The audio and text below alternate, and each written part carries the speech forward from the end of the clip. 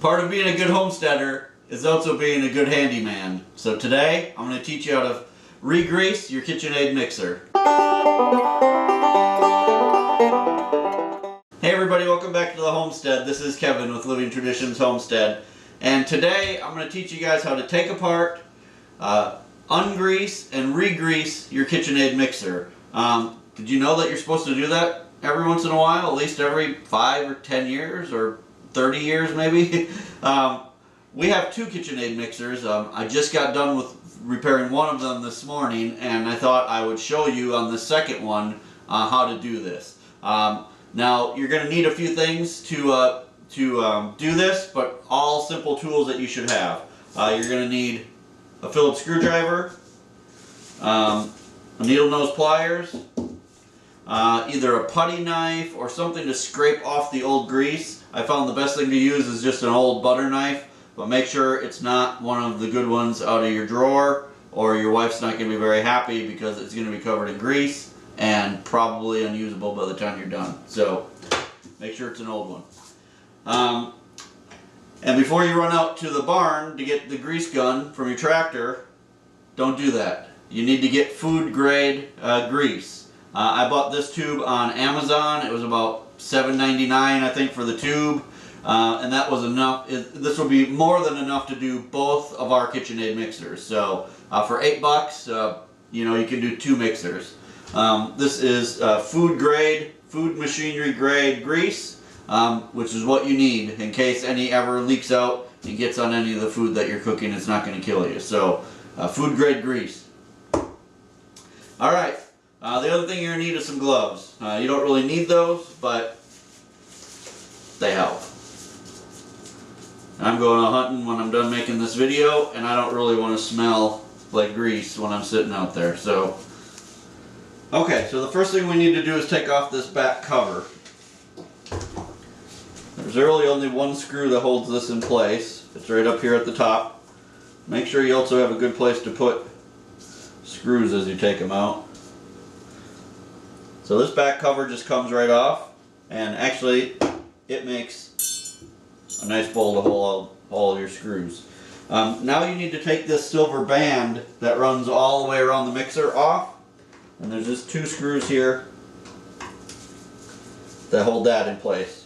I should also mention, in case it's not obvious, make sure it's unplugged. Alright, so once those are off, this silver band just comes right off. You set that aside. Make sure you have newspaper or something down because it is going to be kind of a messy job. So, alright. Okay, so once you have that metal band off, the best thing to do is to lay the mixer on its side. There's 2 screws here and 2 screws on the other side in the same spots. Oh, and these are actually flathead screws, so grab a flathead screwdriver for these.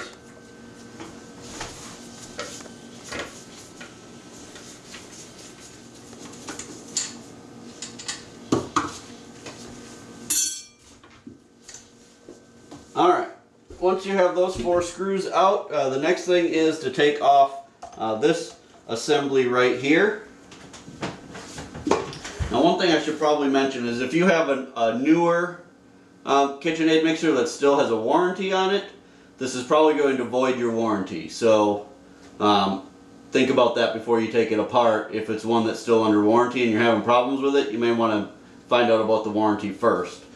We've had ours for a long time, and I know it's not under warranty, so I have no problem taking it apart. So this ring, just take a screwdriver, it just pops off. And then underneath that ring, there's screws around here that need to come off, but first we need to get this assembly off. There's a pin right here that holds that in place. And what I like to do is just take a screw and something to bang it with.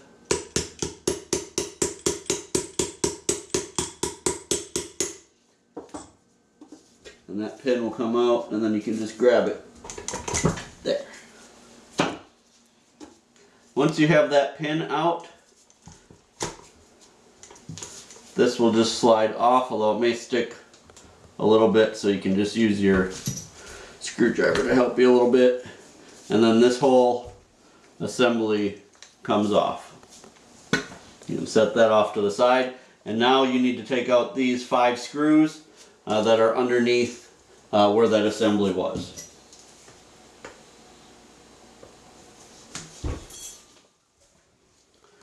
Okay, so once those screws are out, you're now ready to lift the whole top off of the mixer. There we go, and that should just lift right off, and then the cord just slides into the back there, and so you can undo that, and then the whole thing will just come apart. Now you can see this old grease here, and it looks nasty. It's kind of burned and just not good looking because it's been well used. We use this mixer a lot. So we'll take our knife and we're just going to start scraping all of this old grease out of there. And this is where it starts to get dirty. So I'm going to spend a little time getting as much of this grease off of here as I can, and then I'll show you the next step. Okay, so we need to remove this gear assembly so we can clean it really well. But first we're going to take this gasket off. It's just a paper gasket. You just want to look at it, just make sure that it's not torn or anything like that. This one looks fine, I would imagine. You know, unless it's really old or has been really abused, it'll probably be fine. So just set that off to the side. And now there's 3 screws that hold this gear assembly in place that we need to take those out.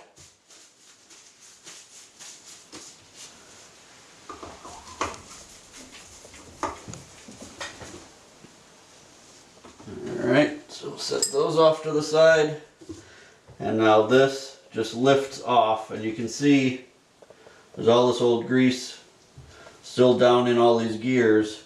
We need to try to get as much of that off as we can.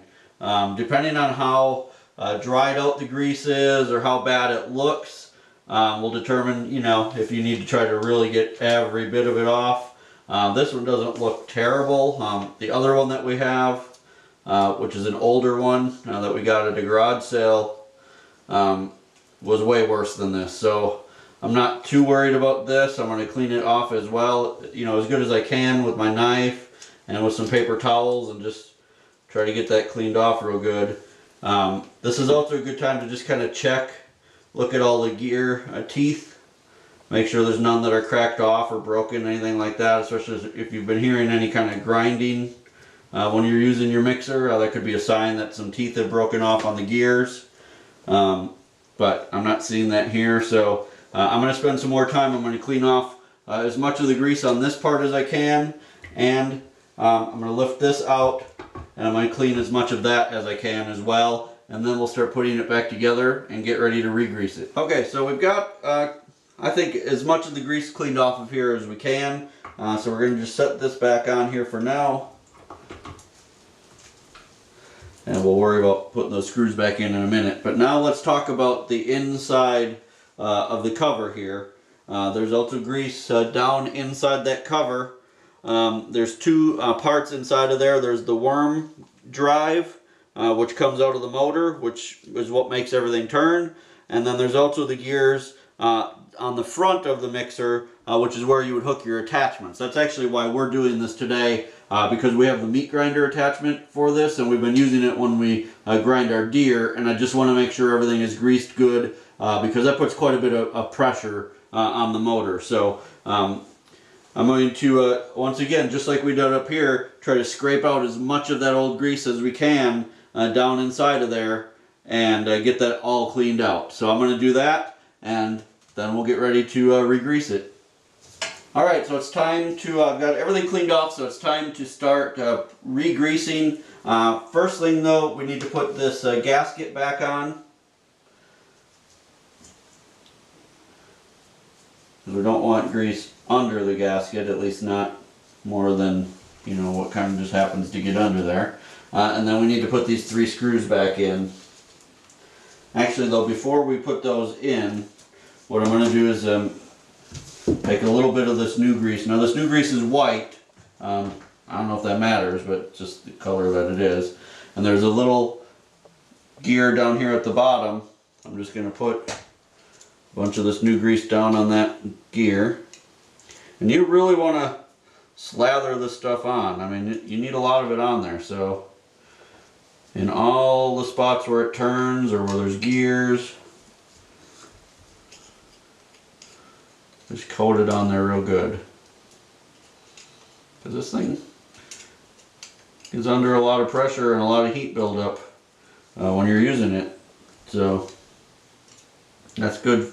For now, I'll probably put some more on there after we get this screwed back down. So now we're going to put this on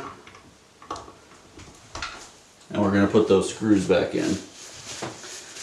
Alright. And just make sure that spins well. And now we're just going to put a lot of grease all over everything inside of here. It's kind of like frosting a cake.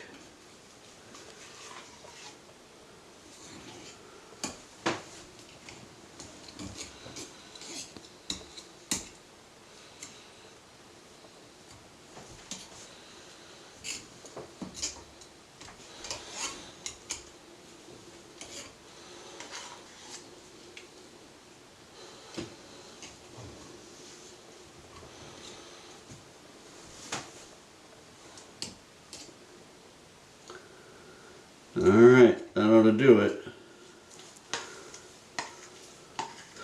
Now, we're going to grease down inside of this main part too. You want to get both those gears in there greased up really well.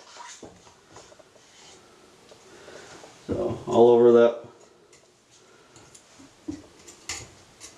worm drive.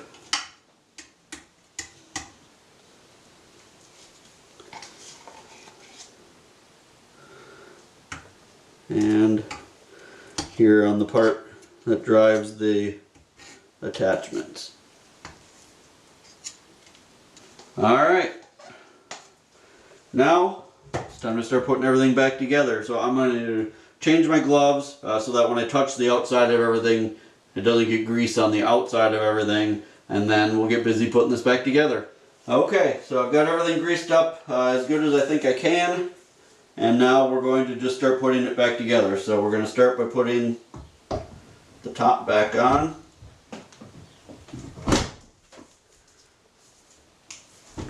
Alright, that seems to be lined up right. Now the next thing we're going to do is put the 5 screws back in around here and the 4 screws that go in the bottom. Okay, so I've got those 5 screws put back in. I've got the 4 screws on the bottom put back in. Now it's time to put this assembly back on. You need to put that pin back in. Next thing to do is to put this band back on that goes around the outside.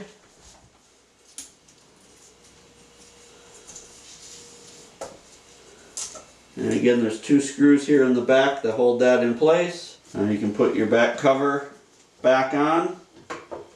And there's just 1 screw at the top that holds that on. And there you go. It's all done. I'm going to plug it in and we'll see. Hopefully, this thing spins around. There's not a big sound of like grinding gears on the inside or anything else. No sparking, no flame shooting anywhere. Nothing like that. So we'll find out. There we go, it works.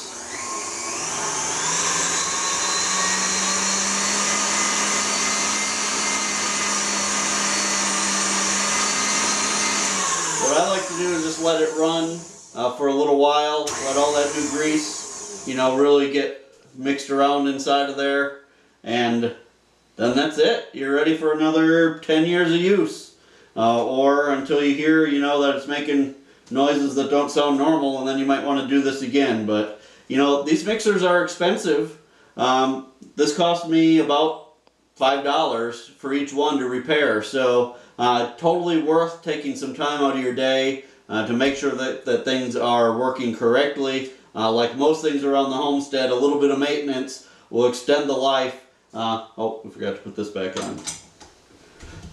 We forgot to a little bit of repair will go a long way in making sure that things keep working the way they're supposed to, and it's almost always cheaper to maintain things than it is to replace them. So trying to live on a budget means, you know, making sure that things keep working the way they should so we don't have to go out and buy brand new things. So hopefully this will keep going now for a lot of years to come. We do a lot of baking here on the homestead, and we use this thing probably 4 or 5 days a week at least. So don't forget to hit that subscribe button before you leave. If you have any questions, feel free to leave those in the comment section below. I'll answer anything that I can. I'll make sure that I leave a link to the grease in the description below. Until next time, you guys, thanks for stopping by the homestead, and God bless.